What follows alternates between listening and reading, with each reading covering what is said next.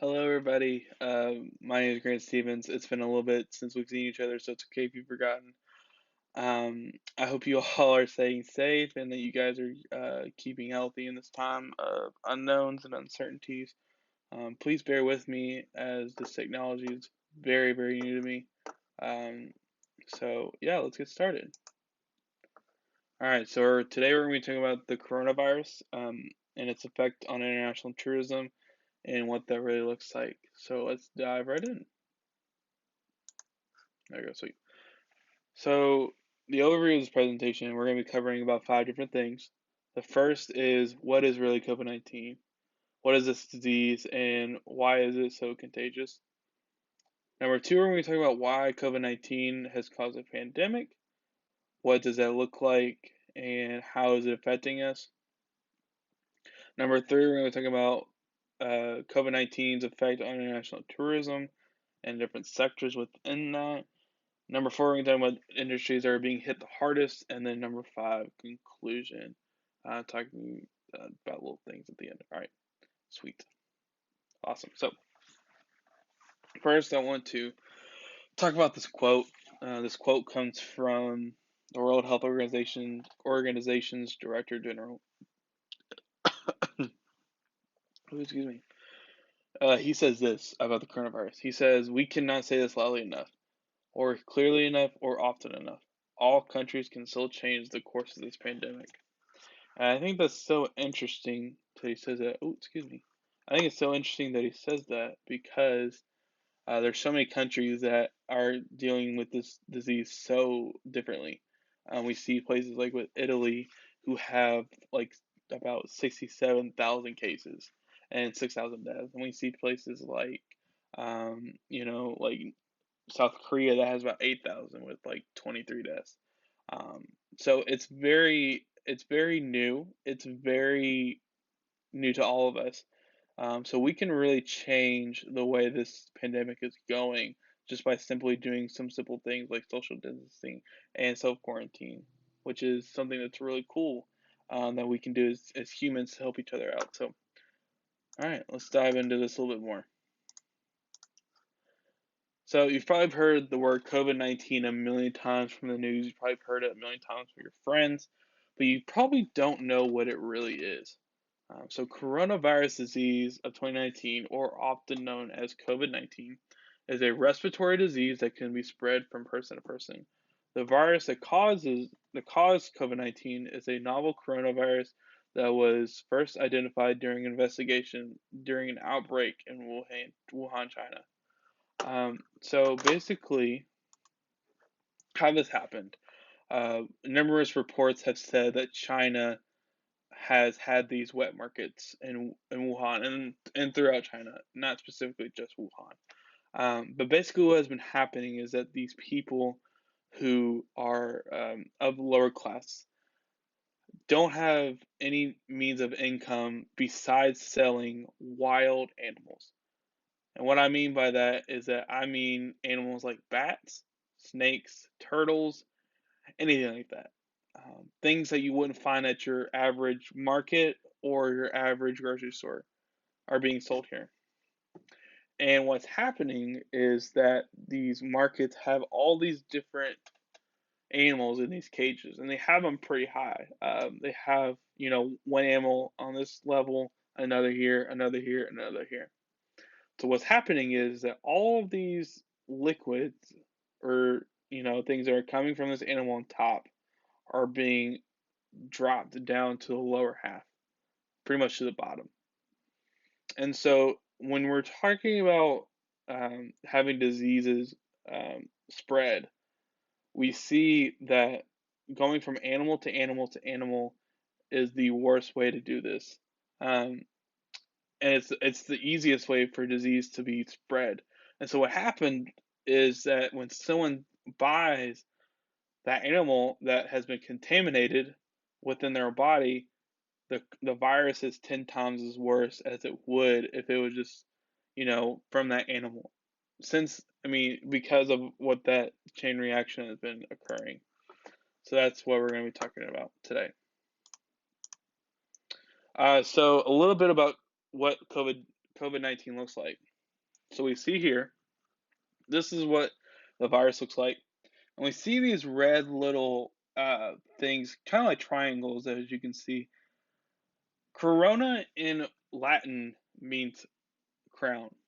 And why is that important? Well, if you kind of look at it, it kind of looks like a crown. And so that's why it's called coronavirus. And we see that with these different makeups, it has created this certain type of coronavirus that is really bad for your respiratory system. We're gonna talk about that here in a minute. So first, we're looking at a video, and this video has been done by the Johns Hopkins University, a very well-known university about health and stuff like that. So we're gonna watch this for a second. So the whole coronaviruses are named coronavirus because corona means crown. And so this refers to the way that the virus looks under the microscope, like there's a crown on the top of the virus. Some of them, 4 or 5 different kinds, cause common diseases among humans. Everything from the common cold to mild or moderate respiratory illnesses. Other kinds of coronaviruses affect animals. And sometimes, on rare occasions, we see coronaviruses jump from animal species into the human population. The 2019 novel coronavirus is getting a lot of attention now because it is a new kind of coronavirus we haven't seen among humans before. The theory is that it may have jumped from an animal species into the human population and then begun spreading. We have seen some people that have died of this disease, and we know that there are already thousands of cases. So people are concerned because we don't yet know exactly how severe the disease will be or how far it will spread. So that's basically all I wanted from that video. And the reason why I showed you that video is just to give you a little bit of a better understanding, but also to hear from an expert that this is what it is, and that diseases that come from animals to humans are 10 times as worse than any other. So, right. Next one.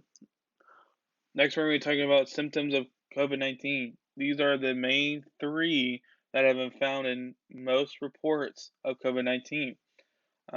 So we have 3 things. We have 1, high fever. This is when your body exceeds 99 degrees Fahrenheit or Celsius, or 37.3%, or 37.3 degrees Celsius, excuse me. And so that's kind of like an easy one to see. Number 2 is tiredness. Basically, when you feel like you can't do anything and you kind of just feel like moping around all day, and you kind of like just want to lay in bed all day, that's the symptom. And then number 3 is dry cough, irritation and constant coughing without expelling any mucus. Excuse me. That's another one. That's a big one when it comes to the COVID-19 because it is a respiratory illness. It is a respiratory disease that really attacks your respiratory system.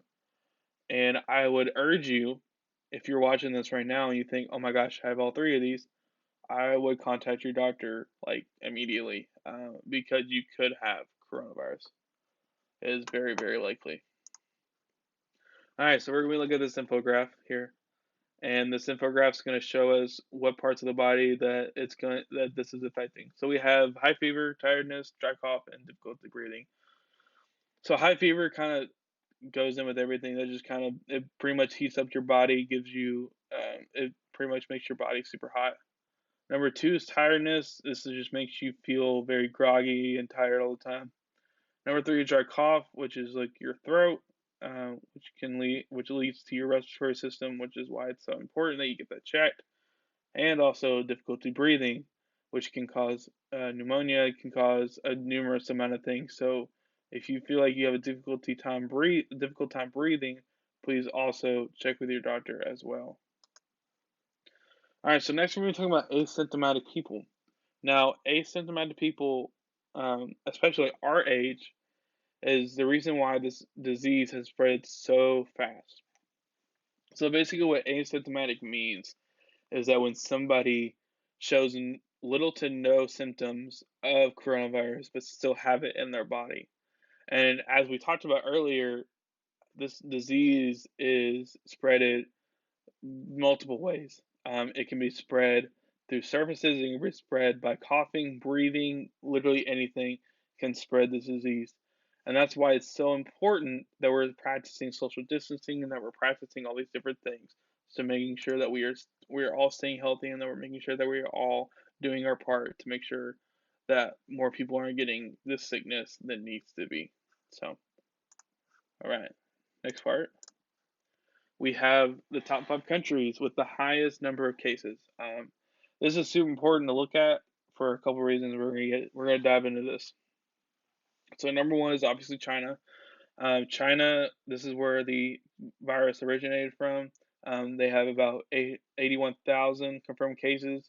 They're not that's there aren't being any more cases. Like there's maybe like one or two a day, but not very many. With deaths, there was about 3,000 deaths. So that number is pretty low compared to their population, but it's still a very big number when it comes to diseases. Number two, we have Italy with 64,000 confirmed cases and 6,000 deaths. This is so interesting because Italy's not even close to China, but also because the population of Italy compared to the confirmed is actually a pretty big percentage. Also compared to deaths, that's huge. So that's just something to think about. United States, we have about 47,000 confirmed cases with about 539 deaths. Um, Population wise, it doesn't seem like a lot, but also this this virus is spreading. There's even reports saying that there's about 10,000 new cases per day right now, which is insane. Uh, Insane. Next, we have Spain. It's about 40,000 confirmed cases right now with 280 deaths. Um, no, not 280, excuse me, 2,800 deaths, excuse me. That's a big percentage. Again, with the population, you got to keep that in mind. And then with Germany, we have about 31,000 confirmed cases and about 133 deaths. So that's just what what each that's the top five, and you can look at them. You can look at this map that John Hopkins has made. It's online. You can see all the different countries and how many are popular or are confirmed in those areas. So that's just something to look at if you ever are bored, I guess. All right. So the next thing we're going to be talking about is mortality rate by age. This is something that is bound to change. Also, this was in February. And this was from the Chinese Center for Disease Control and Prevention. But I think this gives us a good look at what is going to happen within this year, or this gives us a good indication of what the virus is doing. So we see that if you're from the age of 10 to 39, you have about a 0.2% chance of getting this. You have a 0.2% chance of dying from this disease. Not getting it, but dying from it. So that's just something to see. And then the next group is 40 to 49 with about 0.4% rate of dying. 50 to 59 are saying that 1.3% of people are dying. And this is when it gets big. And this is from 60 to 80 plus is our elderly population. It's really our population that we really need to look after the most. So we see that 60 to 69 have a 3.6% rate of dying. 70 to 79 have an 8% chance of dying, and then also 80 plus have a 14.8% chance of dying. So we see that that this disease is really targeting elderly people. And it's also targeting people that have underlying health conditions, which are also a lot of the elderly. So I think that's why it's so important that we remember that we're keeping our social distancing and that we're canceling a lot of things to make sure that we're not spreading this disease more than it needs to be. All right, so next we're going to go to this slide. and this is from the World Health Organization, and they said that 80% of people recover from this disease without needing special treatment. Now, um, this is really positive because this is saying that 80% of people that get this virus don't need to go to the hospital to get special care. They don't need to do certain things. They can pretty much get like some medicine and stay at home, be self quarantine, and get rid of the disease, which is really, really good when it comes to handling the disease and handling that as well. All right, so next we're going to be talking about the CDC travel map. And this is a travel map that the CDC has made. This travel map has since been updated. This is the latest thing I could find updated wise. So we see that the CDC warns against travel from basically pretty much all of Europe, China, Iran, and some other places as well. But also, you see that the blue is confirmed cases. Pretty much all these white spots have been filled with blue now because they have all had cases. So that's just something to think about. Excuse me.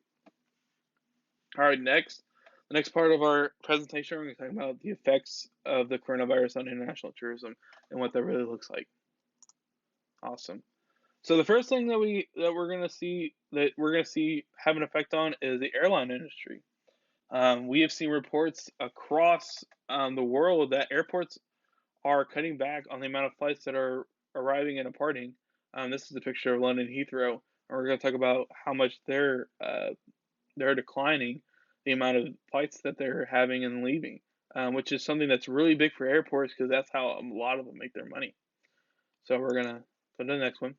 All right, so this is the IATA, which is the International Air Transportation Association, has created this COVID-19 financial impact spreadsheet. And basically, what it's saying is that a lot of these different countries are going to be affected by the COVID-19 disease from the airline or from the airport's perspective. So we see this, and this is pretty much all of Asia, and we see that they're having about a 23% decrease of number of passengers, and that's going to equal about a $50 billion loss in revenues. That's huge, especially for uh, especially for airports that are that can be smaller or places that are not as big as the international airports. This could be a big toll on them. Next, we have Austria, France, Italy, Germany, Netherlands, Norway, Spain, Switzerland, Sweden, and the United Kingdom. Basically, Europe. They are having about a 24% decrease in the number of passengers that they're having, and then also about a $37.3 billion revenue decrease. And then the next one I want to talk about is Canada US. They have a 10% decrease with about a $21 billion revenue loss, which is also pretty big considering all factors. All right, so now we're going to talk about the flight departures. We're going to talk about how this has really affected airports. So we see London Heathrow here, right?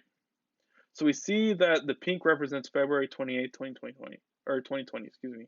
That's one day. This is not over a year. This is one day. Now we see that the red is March 17th, 2020. So we see that London Heathrow had about 600 and maybe 625 flights departing from London Heathrow. Now they have little less than 400. That's a that's about a 200 or more than 200 difference. That's huge, especially for an airport. Next, I want to talk about Frankfurt, which is in Germany. They had about 650 departing. Now they're having less than 300. Almost about a 300 or about a 400, excuse me, 400 change amount of airplanes leaving that airport, which is going to also cost them a lot of money. And then the next thing I want to talk about is Rome and Milan. These are both in Italy, where the virus has hit pretty big. We see that Rome had about 325 Now they only have about 50. Milan had about only 225, and now they have about zero leaving. So this is really hitting a lot of places for sure, and it's going to really show long-term effects. All right, so we're going to watch this video. This video is going to talk a little bit about the airline industry and what they're doing to prevent the coronavirus and what are they doing to make sure that guests are This safe. morning, big trouble in the skies. The airline industry taking a devastating hit over coronavirus fears. Who knows? Half the people in here could be breathing it in. You don't know. Many airports across the country, ghost towns. Planes littered with empty seats after travelers ground their trips. I do have friends that have just canceled a cruise and the airline that gets them to the cruise. The airline industry is forecasting up to $113 billion in losses worldwide this year. So, $113 billion worth of loss. That's humongous, especially for the airline industry. That honestly could really take out some lower end, or not lower end, excuse me, lesser known airlines like Spirit, like Frontier, like uh, Legion, or even internationally wise, we could see things with especially like the lesser known that are not big chains. So that's just something to really look out for, and really just to see what's really going to happen with those as this virus continues to spread. All right, so next we're going to be talking about the cruise industry. Now, the cruise industry is very interesting because of the fact that right now, um, no cruises are even like doing anything right now. So basically, what's happening is that the CLIA, or the Cruise Line International Association, has voluntarily suspended all cruises travel right now. So basically, what's happening is that all these different cruise lines are not being able to travel, or not being able to use their cruise ships, which is a big loss for them. And it's also a big loss to the countries that they go to, like especially like the Caribbean, the Bahamas, any place like that. They're gonna be hit huge by this as well. So a big news story that happened, especially with the coronavirus happening with the cruise industry, it was the Diamond Princess. Now, the Diamond Princess is part of the Princess fleet of Princess Cruise Line. This ship had about 3,711 passengers and crew members on this ship, and they were coming from China. And what happened was, when they came from China, they heard news that this virus was spreading, and so they're like, "Oh, maybe we should get people tested." So they were leaving from China and they went to Japan. They docked in Japan, and we see from here this number. Out of that number, 218 of those people tested positive for COVID-19. That's a big percentage of those people. And I think it's interesting that there weren't even more, because of the fact that pretty much all cruise lines are pretty much like petri dishes for bacteria. And I'm not saying that to be mean. I'm just saying because you're so close, and you're so close to people, that that's how the virus spreads.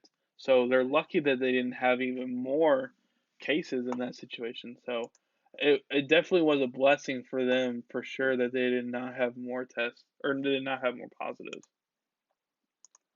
All right, so the future cruising, what is that going to look like? Forget that.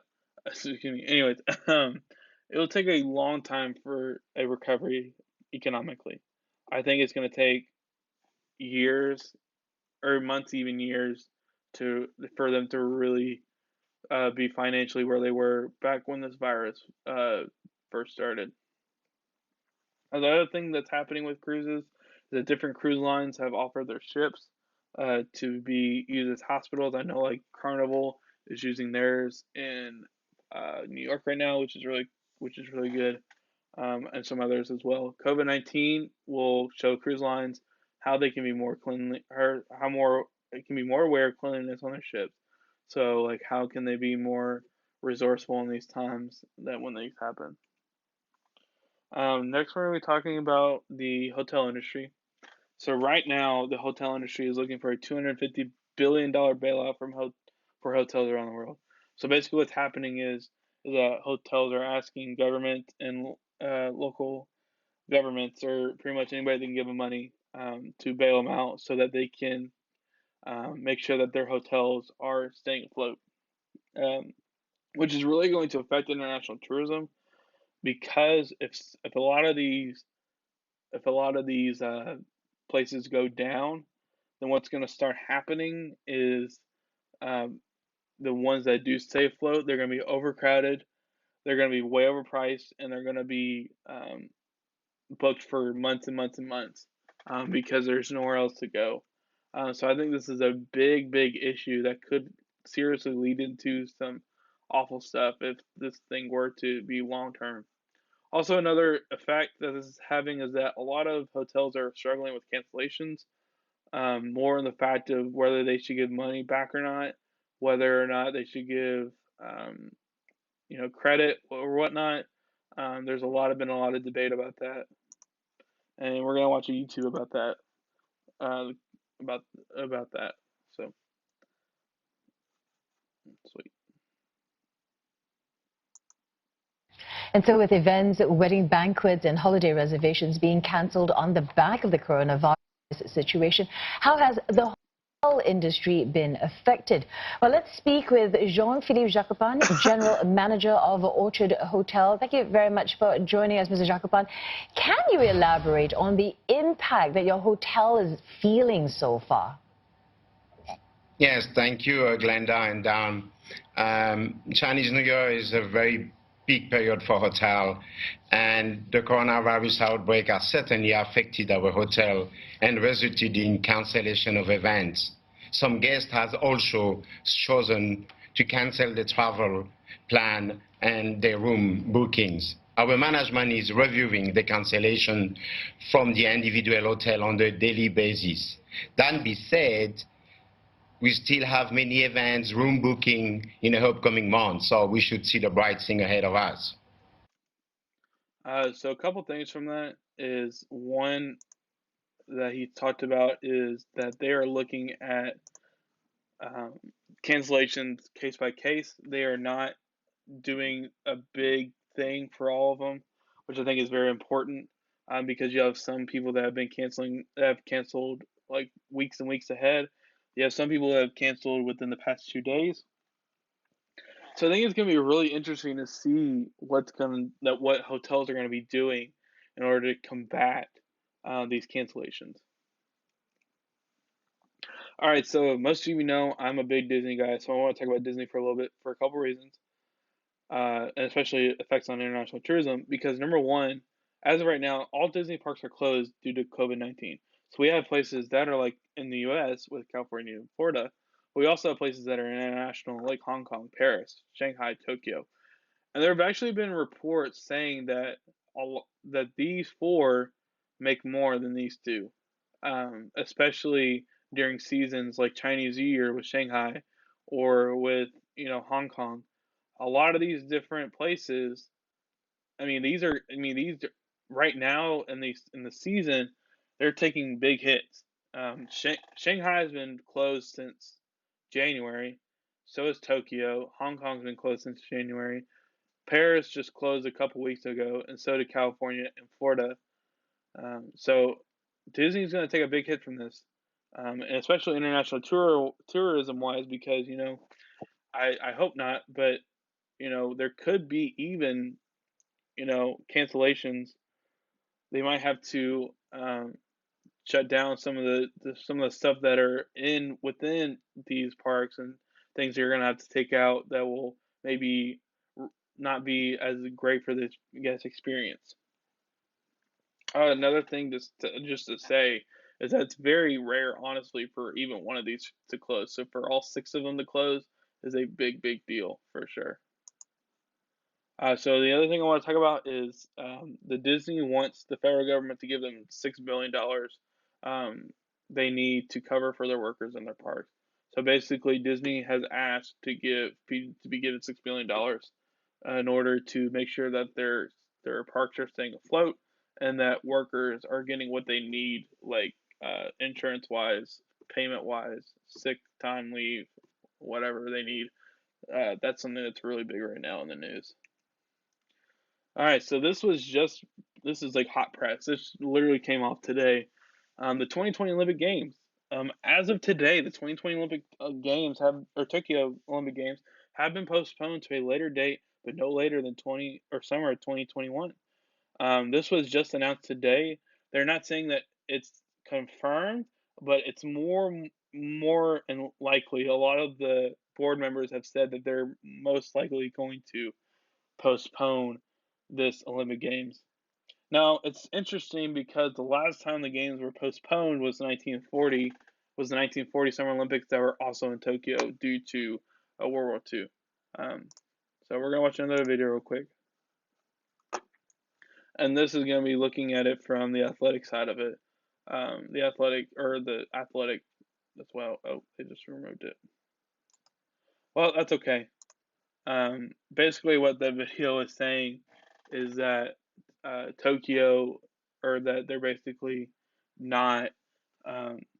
Basically, it's saying that they're probably going to postpone the Olympics, and that it's going to be a big impact on athletes, but also international tourism wise, it's going to really affect Tokyo and the businesses around that because of the fact that so many people have placed so much money into these certain buildings, certain marketing things, certain things that we're going to attract people to come to Tokyo, and now they are not because they're going to postpone the 2020 Summer Olympic Games, which is very interesting. It's going to be very interesting to see within these next couple of months and even year to see what happens with that.